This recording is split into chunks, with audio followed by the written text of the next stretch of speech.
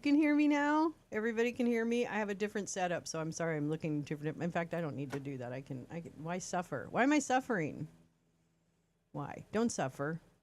Don't suffer. Hi, Mr. Spock.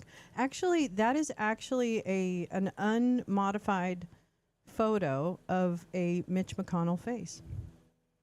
So, yes, he made that actual face. I guess he was unhappy about something. And, well, as you can see, him, Mr. Blanche, and Mr. Hegseth are unfortunately have been on the naughty list this year. I mean, it happens, right? Sometimes we're on the naughty list. I don't know. I can't tell you why that is. But these three, plus some others, are definitely. I'm not quite sure what's going on with this. Thank you so much, Karen. Good evening. I'm not quite sure what's going on with this character, this little sheep character on the left. I can't really point to him, but if you look, or I guess he's to my left. Yeah, he's on the far left, right next to Hegseth. And I'm not quite sure. I think that's a mix between a child and an animal. I don't really know. So, but, this is art. Art is beautiful, and I wanted to share it with you. So welcome to our annual Christmas Eve tradition, which is interesting because I've never done this live. So I'm looking forward to sharing stories with you live and very excited for this evening. That's not Stephen Miller as Pennywise. No, that's Turd Blanche. Oh, me? Am I Stephen Miller as Pennywise? No, I'm a reindeer. I'm a reindeer. Jingle bells, Santa smells. Wait, that's not right. Jingle bells, Batman smells. Robin laid an egg. Something, something, something, something. Don't sing this song or Santa won't come your way. No, that's not true. You can sing that song. Santa will come. I don't know. I'm not trying to tell you what to do. Now I'm all self-conscious about this hat. Of course I recognize you as the handmade cow with head kidneys. I know. That's me. Anything for the bit. The Lammy thing. Yeah, oh, that is Stephen Miller. Oh my gosh. That's like a baby Nosferatu. Sorry, no offense. I mean, I'm still going to read to him, so it's okay, but... Hi, Tom. Hi, Kevin. How are you, darling? Sorry about Loki. Our beautiful Loki, one of our lounge dogs, is not feeling well, so send out a lot of good, healthy thoughts for our puppy, Loki, who's at the doggy hospital today, so send a good thought his way. That's always nice. And we'll have a solstice miracle and have him get better fast. So good evening. Welcome to Storytime with Lolo. Tonight I've selected a few things that I'd like to share with you. And the first one is what I normally read on Christmas Eve, which is 'Twas the Night Before Christmas. And I happened to find, good old Thor. Thor is Loki's brother, and he's adorable, but he misses his brother very much right now. So all thoughts for Thor, too. Two very powerful gods, right? And dogs. Oh, my God. Is that why you did that? Oh, my Lord. That actually works really well. What a great idea. I think those are great names for dogs, by the way. But anyways, you came here for stories. So tonight I'm going to begin with 'Twas the Night Before Christmas. I'll do my bestest. Usually I pre-record it, so hopefully bear with me if you know how I am. And then I'm going to read just a selection. I found some, and they just happened, I think they're both women bloggers. Forgive me if they're not, but I'm going to link them in the description. And they shared some solstice myths and facts from different cultures. And I don't know much about solstice when it comes to different cultures, so I was really excited. I am still... Hi, Neil. Hi, Audrey. How are you, darling? How are you? Carla! will have to be redacted later. None of it. Anyway, so I'm going to start with that, and then I will go into that. And then I'm going to end. I found some really beautiful poetry around winter, so I thought I'd share a couple of poems, and then, say a fond farewell. But thanks for coming. For those of you, it's summer solstice. That's right. In Australia, GP is probably, I don't know, maybe he's awake right now. I'm not really sure. I can never do the math on Australia, but they're in the future. So he's probably already heard these stories. That's what I think. It's because he's in the future. That's not true. Don't pay attention to me. It's not. It's a time difference. Don't worry. There's not really in the future. Okay. All right, let me go ahead and show you. Merry Christmas. Hello, Audrey. It's so nice to see my beautiful friends here. So I just happened to find this PDF, which conveniently covers the faces of the most horrible people on the planet, or thereabouts. And sorry, this is really interesting. There's my ears. Oh, those are my ears. Okay. Anyway, we'll do that later.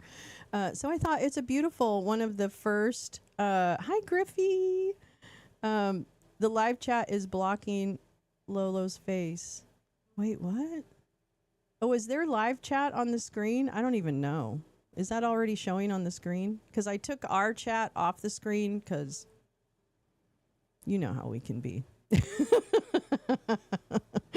GP is in tomorrow already. It's true, he is. Yeah, he's probably having breakfast or something like that. I don't know how to do the math on that. But we're going to figure it out. Because we want to be literate. It's already crispmas. It's Christmas for GP. Scary what? Hi, Oren. How are you? It's a Christmas miracle for GP being in the future. All right. So what I'd like you to do is... Oh, it's not on my screen. Okay. You look... Oh, thanks, Griffin. You can go ahead and just relax. Hi, R. Paul. How are you? Thank you for being kind in Jack's chat. I appreciate your kindness. Thank you so much. I know I can be a little bit much, but it's, there's a reason. Anyway, it's for a good cause. Welcome to the lounge. He might have already opened presents. Yeah, he probably did. He would definitely open presents before he was supposed to. Hi, Pepper. Christmas Eve is here. Okay, let's begin with this beautiful print. Hopefully you can kind of see it. I guess I could make it bigger, but I thought Marilyn looked so cute. But let's go ahead and make it bigger because it's really pretty. All right, here we go. All right, ready? Okay, I got to take a drink. I got to, Yeah, I don't celebrate. I don't believe in Christmas because it was a way to stop Saturnalia, and damn it, I'm mad about it. Oh, I just swore. I'm so sorry. We're gonna have to edit that. It's only on your screen. Oh, okay. Are you looking on a phone? That's probably why. Anyways. Merry Christmas Eve. Okay, let me put you guys over here. And then I will hopefully... Oh, I see I can do that. All right. Here we go. Let me know if the sound is out of control. Oops, that's out of control. All right, hold on. Let me do this.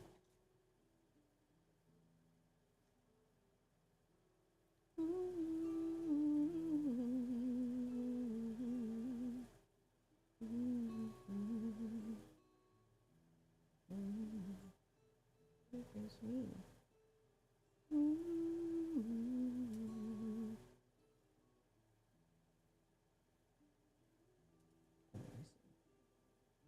There we go. Oops.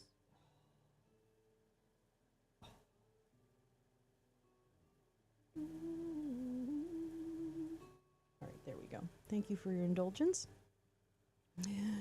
We will now begin. 'Twas the Night Before Christmas. Pictures by Jessie Wilcox Smith.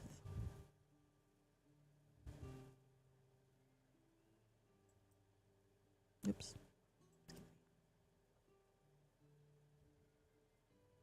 This shows the back of the cover. Beautiful illustrations from this early print version of the story. I appreciate people who put this on the Internet Archive. It's very helpful. All right, here we go. 'Twas the Night Before Christmas. A Visit from St. Nicholas by Clement C. Moore. With pictures by Jessie Wilcox Smith, Boston and New York, Houghton Mifflin Company. Let's see, copyright 1912 is the first printing by Houghton Mifflin, the same printer. I'm going to go ahead and read this. Introduction. Amid the many celebrations last Christmas Eve in various places by different persons, there was one in New York City, not like any other anywhere. A company of men, women, and children went together just after the evening service in their church, and standing around the tomb of the author of A Visit from St. Nicholas, recited together the words of the poem which we all know so well and love so dearly. Dr. Clement C. Moore, who wrote the poem, never expected that he would be remembered by it. If he expected to be famous at all as a writer, he thought it would be because of the Hebrew dictionary that he wrote. He was born in a house near Chelsea Square, New York City in 1781, and he lived there all his life. It was a great big house with fireplaces in it, just the house to be living in on Christmas Eve. Dr. Moore had children. He liked writing poetry for them even more than he liked writing the Hebrew dictionary. He wrote a whole book of poems for them. One year he wrote this poem, which we usually call "'Twas the Night Before Christmas," to give to his children for a Christmas present. They read it just after they had hung up their stockings before one of the big fireplaces in their house. Afterward, they learned it and sometimes recited it, just as other children learn it and recite it now. It was printed in a newspaper, then a magazine printed it, and after a time it was printed in the school readers. Later it was printed by itself with pictures. Then it was translated into German, French, and many other languages. It was even made into Braille, which is the raised printing that blind children read with their fingers. But never has it been given to us in so attractive a form as this book. It has happened that almost all children in the world know this poem. How few of them know any Hebrew. Well, someone is a little bitter about their Hebrew dictionary, I'm just going to say. Every Christmas Eve, the young men studying to be ministers at the General Theological Seminary, New York City, put a holly wreath around Dr. Moore's picture, which is on the wall of their dining room. Why? Because he gave the ground on which the General Theological Seminary stands? Because he wrote the Hebrew dictionary? No. They do it because he was the author of A Visit from St. Nicholas. Most of the children probably know the words of the poem. They are old. But the pictures that Miss Jessie Wilcox Smith has painted for this edition of it are new. All the children probably have seen other pictures painted by Miss Smith showing children at other seasons of the year. How much they will enjoy looking at these pictures showing children on that night that all children like best, Christmas Eve. E. McKay. 'Twas the night before Christmas. 'Twas the night before Christmas, when all through the house, not a creature was stirring, not even a mouse. The stockings were hung by the chimney with care, in hopes that St. Nicholas soon would be there. There they are. Boy, that's a lot of stockings for Santa to fill up.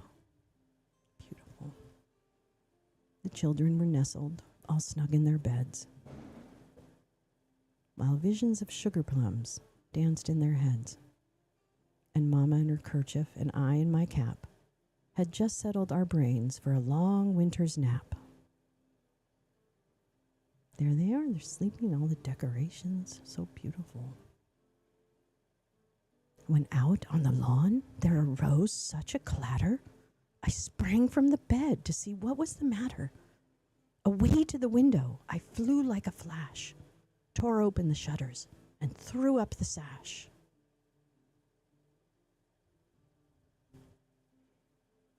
Getting out of bed fast to see what happened. The moon on the breast of the new fallen snow gave the luster of midday to objects below, when what to my wondering eyes should appear but a miniature sleigh and 8 tiny reindeer. There they are, with a little old driver, so lively and quick, I knew in a moment it must be Saint Nick. More rapid than eagles his coursers they came, and he whistled and shouted and called them by name. Okay, can you say, if you are with this, can you say them with me when I read through who the reindeer are? I can't do it when I have my reindeer hat on because I can't really see, but I'll try. That's pretty good. Okay. Oh, this is actually fine. Here we go. Now Dasher, now Dancer, now Prancer and Vixen, on Comet, on Cupid, on Donder and Blitzen, to the top of the porch, to the top of the wall. Now dash away, dash away, dash away all. Sorry.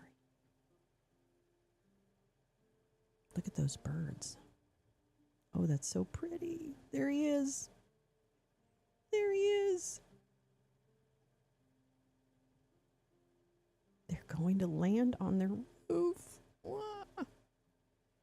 As dry leaves that before the wild hurricane fly, when they meet with an obstacle, mount to the sky. So up to the housetop the coursers they flew, with the sleigh full of toys and St. Nicholas too. And then, in a twinkling, I heard on the roof the prancing and pawing of each little hoof. As I drew in my head and was turning around, down the chimney St. Nicholas came with a bound. He was dressed all in fur from his head to his foot, and his clothes were all tarnished with ashes and soot. A bundle of toys he had flung on his back, and he looked like a peddler just opening his pack. Oh, look how tiny Santa is. He's so cute. He's like a gnome, Christmas gnome. Doesn't look so scary there. His eyes, how they twinkled. His dimples, how merry. His cheeks were like roses. His nose like a cherry. His droll little mouth was drawn up like a bow, and the beard on his chin was as white as the snow. There he is. He looks pretty serious. The stump of a pipe he held tight in his teeth, and the smoke had encircled his head like a wreath. He had a broad face and a little round belly that shook when he laughed, like a bowl full of jelly. Oh boy, look at all that. He's got a lot of stuff. He was chubby and plump, a right jolly old elf, and I laughed when I saw him, in spite of myself. A wink of his eye and a twist of his head soon gave me to know I had nothing to dread. Oh, look, he needs to stand on a little stool. That's cute. He spoke not a word, but went straight to his work, and filled all the stockings, then turned with a jerk, and laying a finger aside of his nose, and giving a nod, up the chimney he rose. He's looking, where is he? He sprang to his sleigh, and to his team gave a whistle, and away they all flew, like the down of a thistle. But I heard him exclaim, ere he drove out of sight, Happy Christmas to all, and to all a good night. Thank you, Dr. Moore, for that beautiful poem. There he goes to the next home. I wonder where he's going to go next. I don't know. And there's a bear sitting on, I think he's a music box.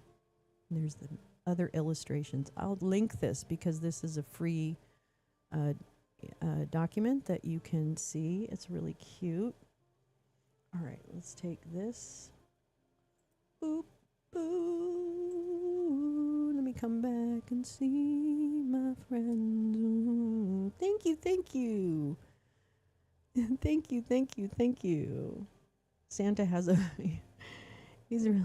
Lean into the NPR hostism. Yes. I know. I think I just don't have all my things set up exactly the right way. Oops, I should probably take this so that you can see my face. My clown face. I think I kind of look like Pennywise, frankly. But anyway. Oh, those are amazing illustrations. Wow, I have not seen that version of it. I had not seen that version of it. I love it. Oh, speaking of which, I thought we might check and see where Santa is. Hold on. I'll pull it up on the radar. Hold on just a second. Bear with me. Let's see here. Where's my other thing? Oh, wait, what?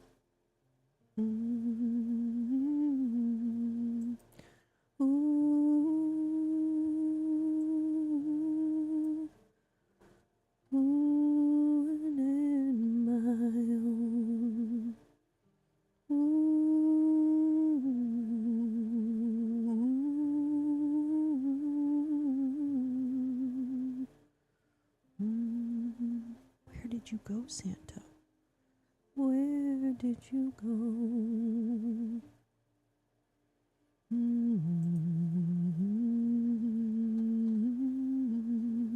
Oh, here we go. All right, here we go. We're going to check out where Santa is.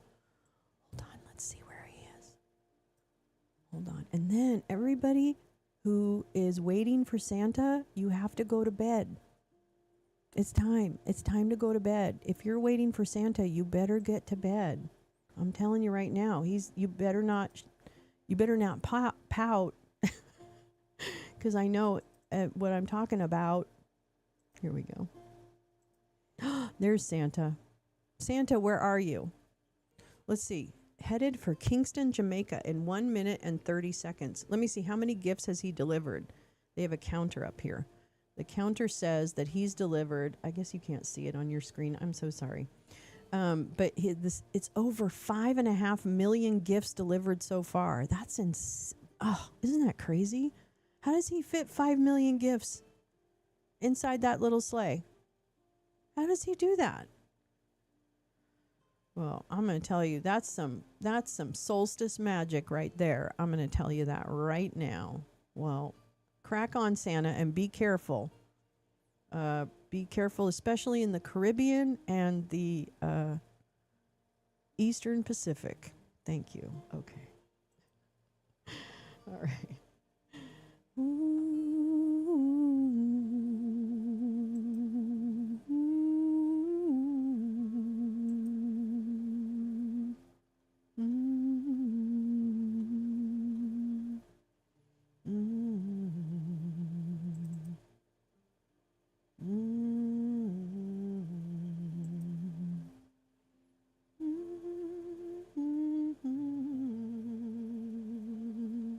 Oh, happy Christmas, Mr. Spock. Yeah, that's not even counting the pardons, but I'm fine. All right. This is one of the ladies that actually, let me just fix this. Hold on just a minute. Sorry. This is one of the ladies that I discovered as I was looking for backgrounds, and myths and legends and other things about solstice. And so I found this lady. I don't know everything about her, so this is not necessarily a recommendation, but I did appreciate that she shared this, and I'll link this in the description so that you can check it out a little later on. All right. So I want to pick through this particular entry that she had where she talks about seasonal lore and history. A little hard to read, so I'll read it to you. As the light dwindled in the sky and the days grew shorter, the ancients wondered what was happening to the sun. Their shamans and storytellers supplied the answers. Gods and goddesses were fighting for the survival of all life, playing games in the sky or battling each other for supremacy. Ancient peoples worked to be in balance with the forces of nature as they understood them. Many cultures carefully watched the sun so that they would know when to plant, when to harvest, and when to batten down the hatches for winter. What people do not know or understand, they make up stories to explain. What the ancients feared, they named so that they could understand it in some way. There are common patterns with deltics representing the sun or the light as the central theme. At latitudes where the tilt of the earth causes the sun to dip very low, tales are told where the threat to the sun is mortal, so that people must come forward in the sun's defense. Closer to the equator, we will sometimes see the sun as simply losing interest or a diminishing of its capacity to perform its duty, so the festivals and ceremonies are to remind of, or bind it to, its task. These days, most people think back on the mythical explanations that forces of nature were gods and goddesses as quaint legends. We know better. We have forgotten what it is to huddle in a firelit cave while thunder splits the night sky with sound and shakes the earth around us. So we no longer need to know the names of the thunder gods to assure us that there is some kind of order to the universe. And this is an illustration of, from Mesopotamia, Ishtar descends to the underworld. The queen of the underworld, Ereshkigal, forgive me if I mispronounce that, had been widowed, and in her grief and rage, she decided that her sister Ishtar should be alone as well. She sent the dragon, Tiamat, to abduct Tammuz, the god of growing, husband of Ishtar. Ishtar knew that to go to the underworld was to take a journey from which no traveler returns, but she was the goddess of passions, the goddess of battle, and the goddess of love, so how could she not fight for her beloved? She made preparations carefully, knowing there would be an ordeal ahead. Ereshkigal was a temperamental and changeable opponent. The queen of the overworld would have to call upon all the reserves of her strength to bring her husband home to the light. She gathered unto her a magnificent crown, gold jewelry, and a fine robe. She descended to the underworld and arrived at its gates to be challenged by Neti, chief gatekeeper of the underworld. Neti was distrustful at the sight of this brilliant visitor and just knew that Ishtar's arrival meant trouble was brewing. The gatekeeper of the netherworld challenged the visitor to give her name. I am Ishtar, the queen of heaven, on my way to the east. When Ishtar was pressed to explain why a living woman wished to enter the realm of the dead, she told Neti that she had come to be with her sister at this time of grief to witness the funeral rites of Ereshkigal's husband, Gugalana. This message was sent on ahead to Ereshkigal at her palace. The queen of the underworld was a sly creature of spite and malice that she had been separated from the overworld, all that now mixed in good measure with her grief at the loss of her husband. She had spitefully taken something of Ishtar's and was certain that this uninvited visitation had more to do with the capture of Tammuz than with Ereshkigal's loss. Ishtar's claim of sisterly support was clearly a bald lie, and the audacity of this sent the grief-stricken Ereshkigal to the edge of fury. She has come to my land dressed in the finery of her life, bearing the 7 attributes of feminine allure. Lock the 7 gates against her, Ereshkigal instructed the gatekeeper. Let her through each gate one by one, but at each portal you must deprive her of one of her stations of royalty. Let the holy priestess of heaven enter my realm, bowed low. Neti returned to the gates, looking each one behind him as he approached the brilliant, vibrant being that awaited there. Ishtar glowed in the murky underworld like a firefly in a fog. The gatekeeper told Ishtar she could enter. When she did, he reached up and took from her the crown of golden light, which was the symbol of her queenship. Each gate required a toll. As Neti removed her golden hip girdle from her and then next her lapis measuring rod, at each gate she asked, "Why the price?" Neti told her each time that the ways of the underworld must be obeyed. Ishtar must not question. At the final of the 7 gates of the underworld, Ishtar was stripped of her royal breechcloth, so she was naked and bowed low when she entered the throne room of Ereshkigal. As the queen of heaven moved across the floor, her sister rose from her throne. As if Ishtar were one of the dead, her sister commanded forth the judges of the underworld, the Anona, to move and surround Ishtar, that they might pass their judgment upon her. Ishtar protested that she lives and that she was a guest of the bereaved. But Ereshkigal looked upon her sister with the eyes of death, her words angry from enduring her exile and neglect so far the light below, while her sister flourished in the sun with her god of fertility. The queen of the nether realms transformed her sister into the lump of rotting meat. Ereshkigal ordered that this carcass be hung on a meat hook in her palace so that she might enjoy it at her leisure. Above the ground 3 days passed, and 3 nights as well, and still Ishtar had not returned from her trip to the underworld, so her faithful servant Ninshubar sought out someone to save her mistress.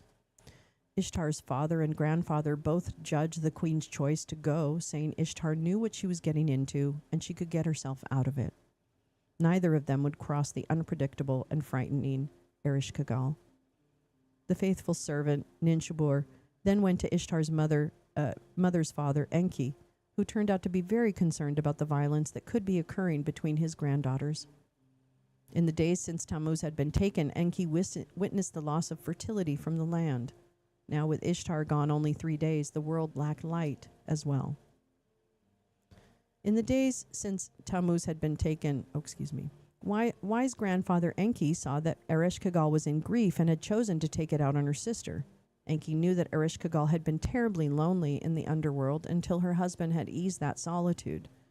Enki knew that Ereshkigal had never felt understood, never believed anyone actually empathized with her plights. And now that her husband was gone, these pains had been recalled to her again. So Enki built 2 creatures, the Krugara and the Galatur.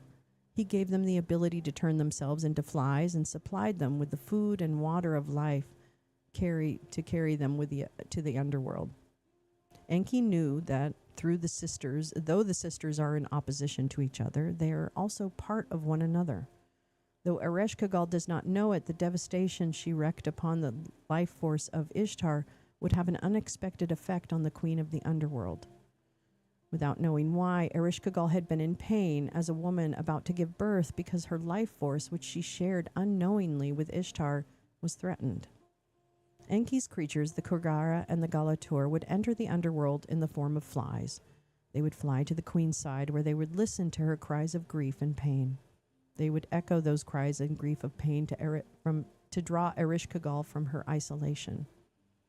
As Enki had predicted, when the Kurgara and the Galatur manifested themselves by her side when they joined in her wails of pain and grief and rage, Ereshkigal was comforted and filled with uncharacteristic gratitude. In a fit of largesse, the grateful queen offered her guests anything they might wish of her domain in return for their empathy. The creatures refused all offers of riches and eventually told the queen of the underworld that their only desire was the rotted carcass that still hung upon the wall of the throne room. Ereshkigal was reluctant to give up her prize, but she had offered anything. She tried to tempt them with other prizes, but failed, for the pair would accept no other reward. Ereshkigal relented and gave the creatures the corpse of Ishtar, as they desired. The pair sprang forward to feed the stricken queen of the heavens the food and water of life, which resurrected Ishtar there on the spot. Ereshkigal was infuriated by this apparent trickery. She decided to avenge herself on this treacherous pair, but Ishtar spoke up to tell her sister she must stay her hand. Ishtar pointed out that her sister's pain had been eased by the company and the empathy of these beings that their grandfather had sent. The Galatur and the Kolbera had done a great service and were prepared to remain in the underworld to keep company with her Ereshkigal. And so, Ishtar was allowed to make her way further into the underworld, where she rescued Tammuz. The goddess of light was able to return, the god of fertility, to the world. I thought that's interesting. Oh, I love that. Let me find the name of this author. Hold on, sorry. The Solstice Lady. Let me see. Seasonal trivia. Oh, we're gonna do that. Let's see who she is. Oh, I'm not. Okay, there's too many links. I'm so sorry, ma'am, but I'm gonna make sure I link your website in the description. All right, thank you for that. Let's take a break. I love this. I love learning about stuff and how things were explained and how this all came about. Merry Christmas to all. Audrey. Lovely. Oh, hi, Meowing. Are you here? Hi. You're fine, darling. I love you, Carla. You're nothing you can do. When is the car chase? Well, you did see a sleigh chase. Does that count? I don't know. Solstice beef jerky on the meat. Some things never change. Is that how we got beef jerky? No, never mind. No. They have trivia, solstice, or like, I don't know, seasonal trivia. I'm going to try it. We're going to pick it. We're going to pull that up on Friday and see if it's worthy of our trivia game. All right. I have a couple of more that I'd like to read to you. Let me see what I got here. Oh, I wanted to read this one. Okay. This is another blogger who I found in my travels trying to find things one might read on the solstice season. And I found this. Blue Moon Fiction is the name of this. Star Trek trivia. We can do that. That's no problem. We can do that.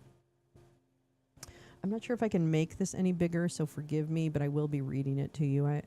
This one I found very interesting. Blue Moon Fiction is the name of the blog. And again, I'm going to link all of these blogs and links that I have in the description of the video. So if you want to go back and check them out a little more. I don't know everything about the two bloggers that I'm going to be reading to you from, but I thought they had very interesting perspectives and some international alternate observances that I wanted to share with people. So this is, she actually posted this in January of this year, Fairy Tale 101, Myths and Legends, the Winter Solstice. Absolutely beautiful picture. Look at that. It's just gorgeous. I'll have to send her a note and say thank you, and I hope it was okay that I read your work. But I will how do we go back? I will share you far and wide. Let me see if I can make it bigger. Oh, I can. Yay. Hooray. Oops, that's too big.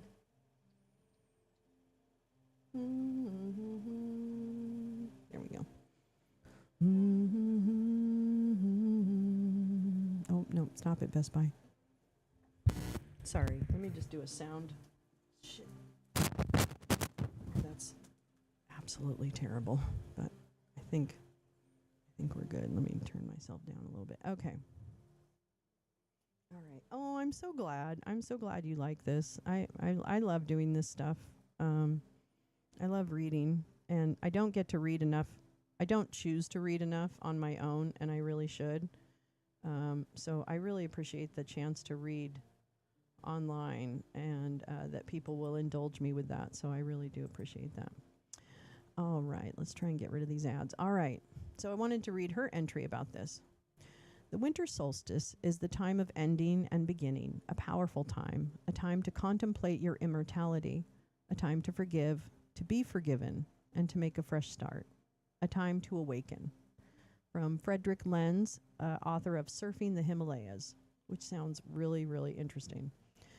The shortest day and the longest night of the year mark a turning point, a reminder that even in the depths of winter, light begins its return. This poetic thought has always resonated with me as it captures the essence of the winter solstice, a celestial event that has inspired countless myths, rituals, and celebrations throughout human history. It's magical to think that for thousands of years, people from different corners of the world have gathered to honor this profound moment when the sun begins its slow return to dominance. In 2025, the winter solstice took place on Sunday, December 21st, offering yet another chance to connect with this ancient and mystical tradition.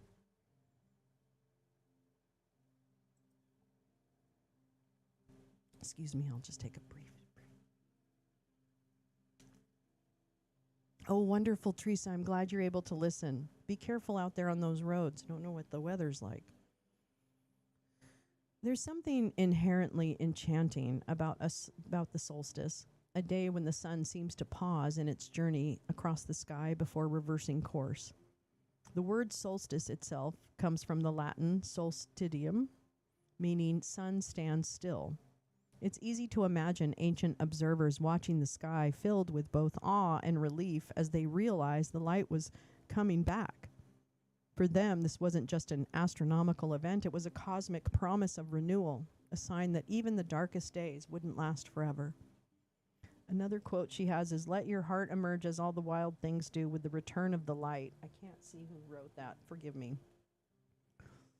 We're not going to date that guy. No. The solstice has deep roots. That was just reading the ad. I'm sorry. The solstice has deep roots in cultures across the globe.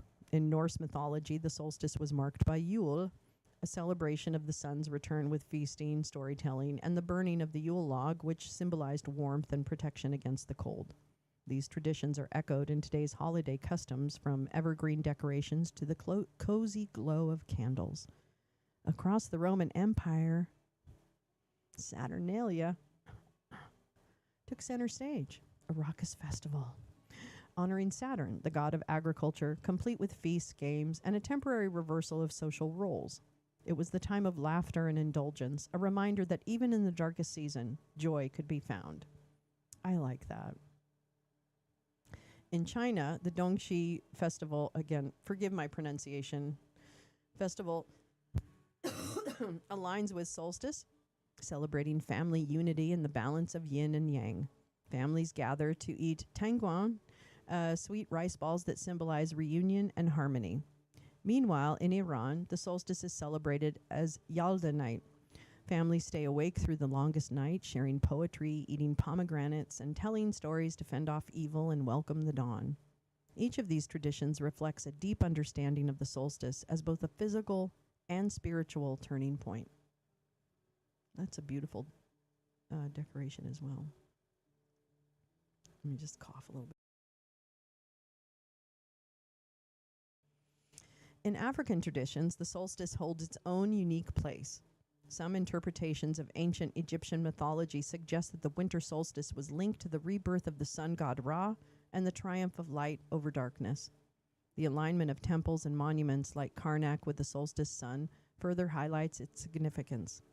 In more recent times, solstice-like celebrations in African diaspora communities have been tied to the cycles of nature and agriculture, reflecting a deep reverence for the earth and its rhythms.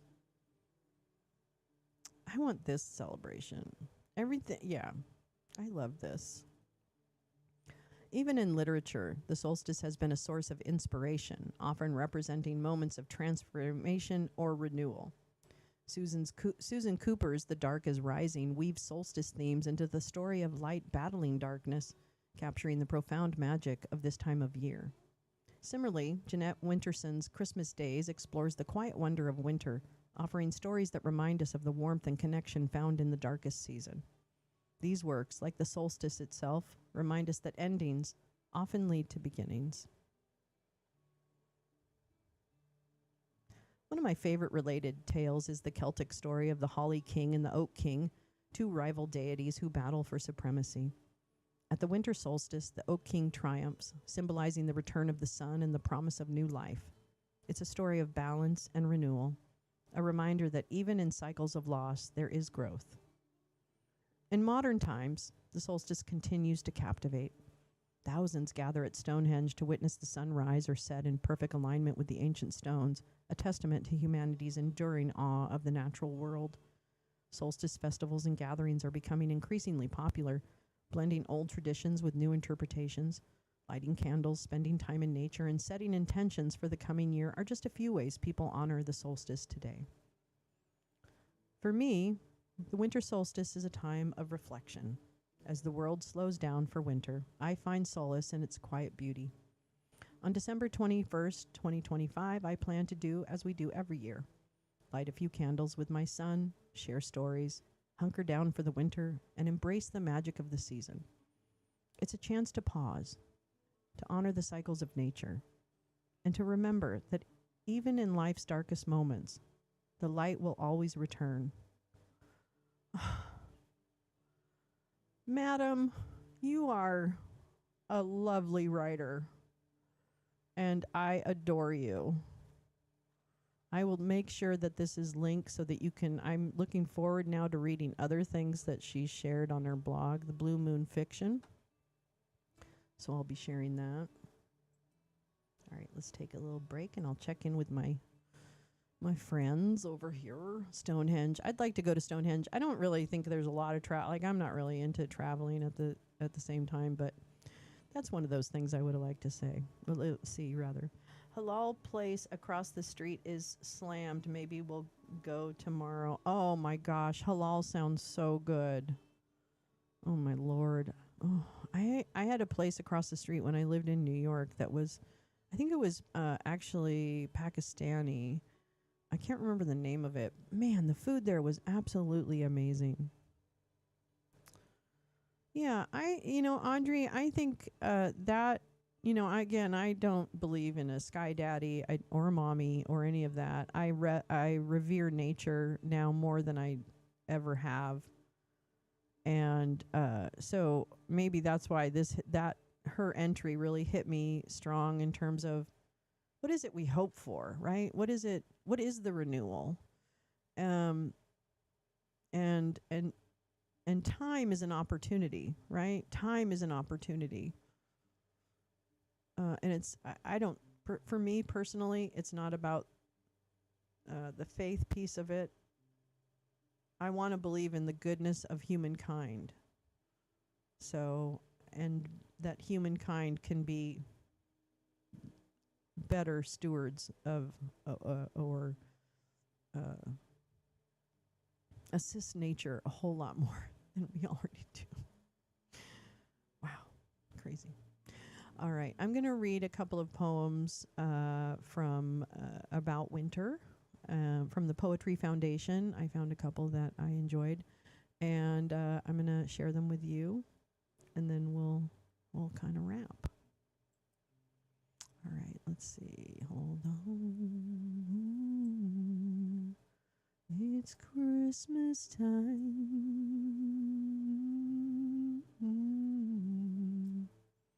Let me see what we got here.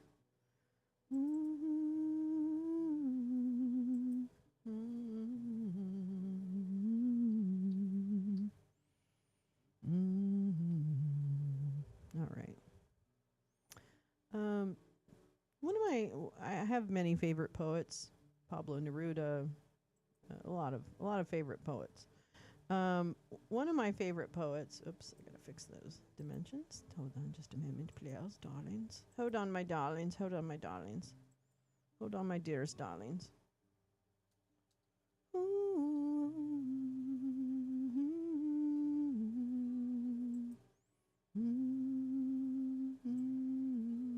It's not the trivia screen, is it? Okay.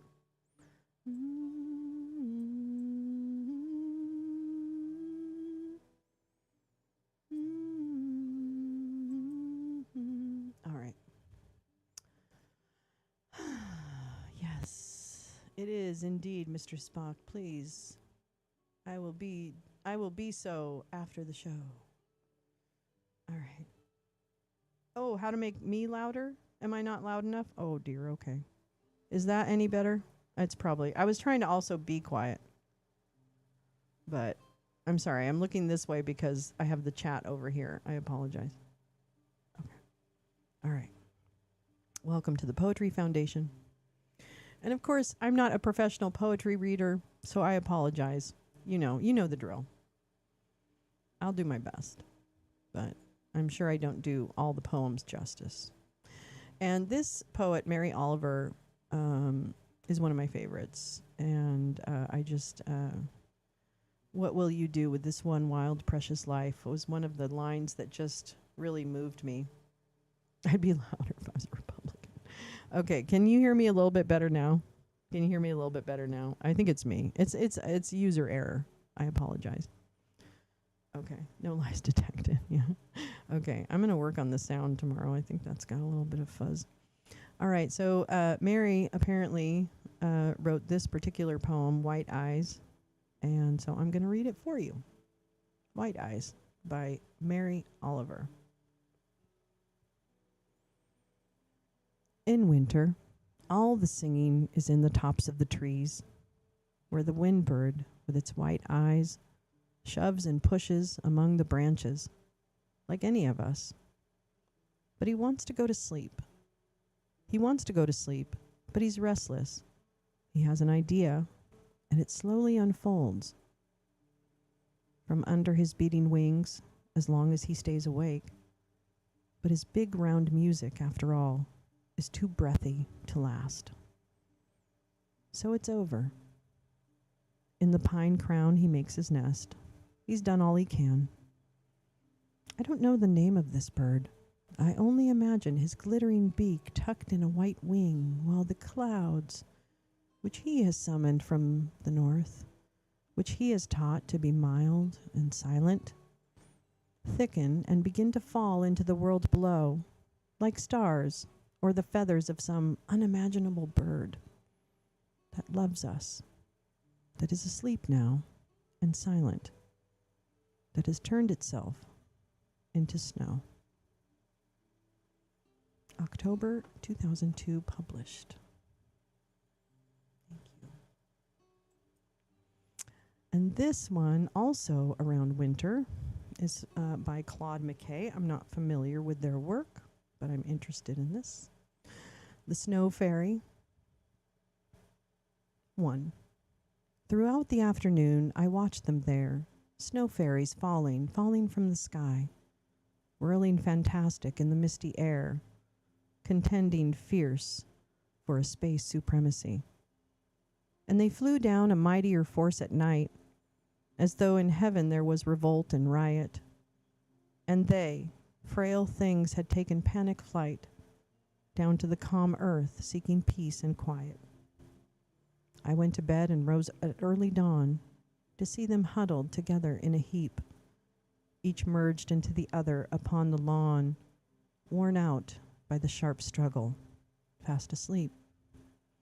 The sun shone brightly on them that half the day.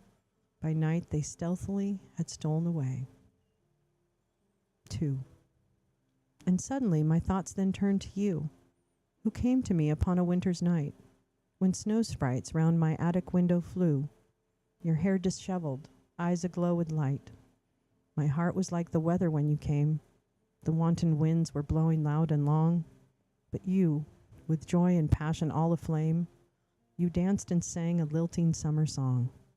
I made room for you in my little bed, took covers from the closet, fresh and warm, a downful pillow for your scented head, and lay down with you resting in my arm. You went with dawn, you left me ere the day, the lonely actor of a dreamy play. 1922, Harlem Shadows is the source of that poem. 1922. It's beautiful. Thank you. Thank you, Mr. Spock. All right. Here we go. I actually love that, but I love very naughty, not naughty, but just like impertinent, impertinent poetry. Like in your face, but it might not be appropriate for this evening, so maybe later. Another one. You love me. That's okay. We're gonna cut that poem out of the final. Anyway. Okay, we're gonna end with a little Robert Frost. What if I just stop it? This is why I don't have chat on the screen. I'm just telling you right now. This is one reason. Because we cannot be trusted. Okay. I love this group so much. Thank you for letting me be an absolute train wreck. I love you. I love you guys. I need more people in my life that can accept the train wreck. I think everyone does, by the way. I don't think that's just me. All right, here we go. Robert Frost, stopping by woods on a snowy evening. By Robert Frost. Whose woods these are, I think I know. His house is in the village, though. He will not see me stopping here to watch his woods fill up with snow. My little horse must think it queer to stop without a farmhouse near, between the woods and frozen lake, the darkest evening of the year. He gives his harness bells a shake to ask if there is some mistake. The only other sound's the sweep of easy wind and downy flake. The woods are lovely, dark, and deep, but I have promises to keep, and miles to go before I sleep, and miles to go before I sleep. That was written, it says 1923 is the initial. All right. And that, and come back.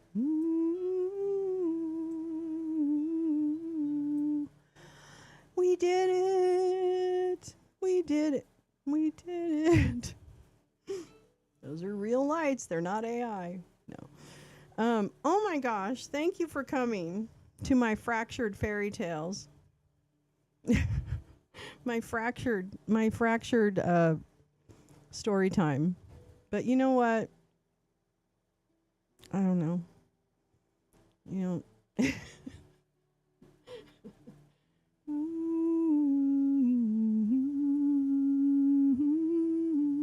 Do you like a Bob Frost?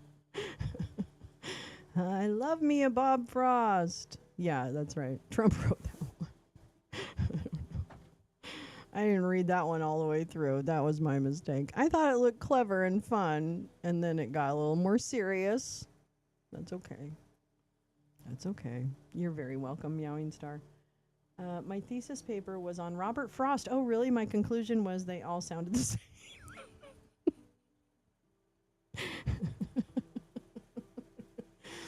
Yes, the woods are very dark. And that little owl next to me, this little owl right here, he's really cute. And then we've got, I think that's what is that? I don't know what the thing below the owl is. I think it's a badger. I'm not really sure. Many miles under, stop.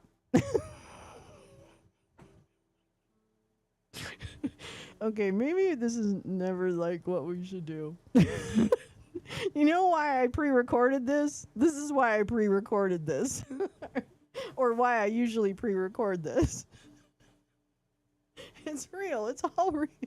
Nothing is AI. Well, that fire's not real. That's on a computer. So, all right. Well, thank you so much for coming. I love you guys. You're so kind. Thank you for indulging me and coming to story time on a very, very special day. It looks like a groundhog. It kind of does, but it's cleaner and it's sleek. It almost looks like a badger. No, not a badger. It almost looks like a... Yeah, but it almost looks like a weasel. I mean, I think this is Stephen Miller, this thing on the end here, next to Pete Hegseth. And then I think there's a fox and a bunny. There's a person. And then there's Hegseth, who's naughty. Turd Blanche, who's naughty. Turtle, who's naughty. And then we've got, I think this is a bird over here. I'm not really sure. And then an owl. And then I don't think there's anything under me. I think I'm like not covering anything. Yep. Sometimes you just have to take a poop break, even when reading profoundly. Everything is art. Everything is art. I've always said it. I believe it. I will always believe it.